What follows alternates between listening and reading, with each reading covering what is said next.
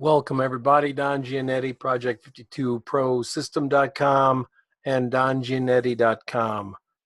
Listen, I got an email last week from a very sincere photographer who wanted to know, how can I make pictures that everyone likes?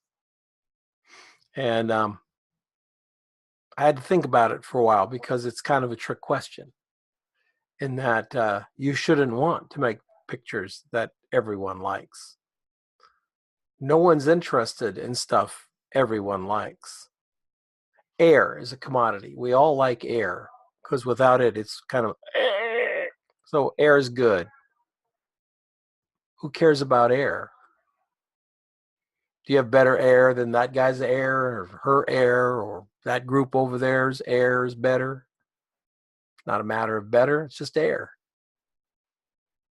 How do you make a photograph that everyone likes?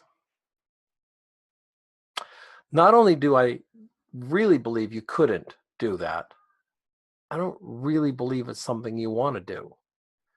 What you want to do is you want to make a photograph that you like and that a small group of other people like, because then it's unique, then it's special. Finding that tribe, that group that likes your work, that's the challenge. You know, we talk a lot about, success and, what does it look like to be successful? And I think a writer once postulated that if you had 1,000 raving fans, you could be successful as a creative. And I believe that. I believe that's really all it takes is 1,000 raving fans, not 1,000 people who go, yeah, he's pretty cool. Or 1,000 people who go, yeah, I'll sign up for his newsletter. But 1,000 real fans. As a commercial photographer, you need even less than that. Commercial photographers got 365 days in a year. You can't shoot every day. So let's say you shoot 250 days a year. 250 days a year, probably for multiple clients, not all for the same client, because that's being a, contract photographer. But for different clients, you're going to photograph 250 days for the year. So you got different clients.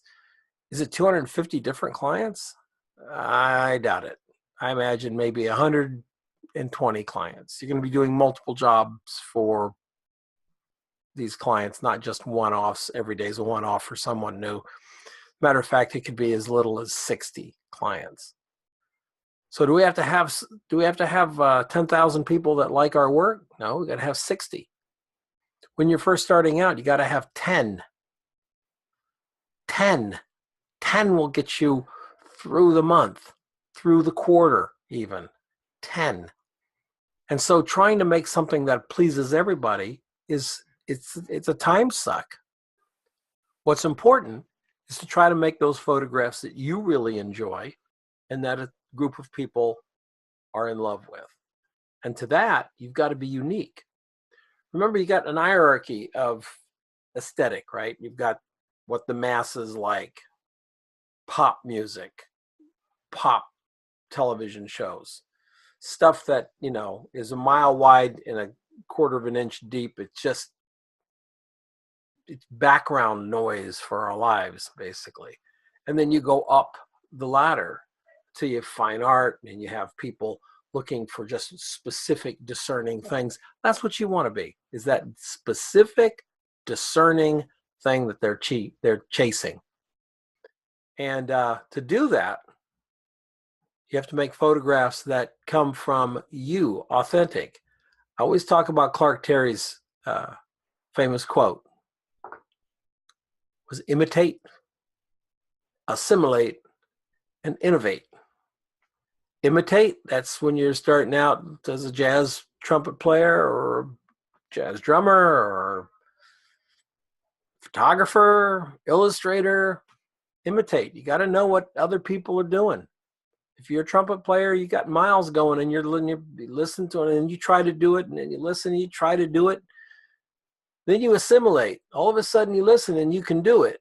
And now you're doing it, you can play like Miles. A lot of people quit there. What you want to do is you want to innovate.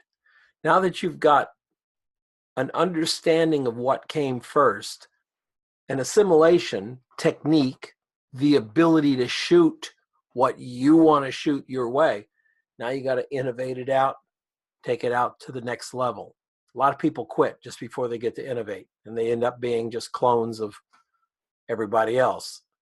And is that a great career strategy?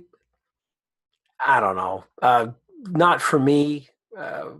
Maybe I think you could probably have a little success, or even some success, if you live in San Francisco and you clone somebody that's in New York, or you live in Boston and you clone somebody that's in Miami. I mean, that's fine, but you're never going to be the original. You're only going to be the clone.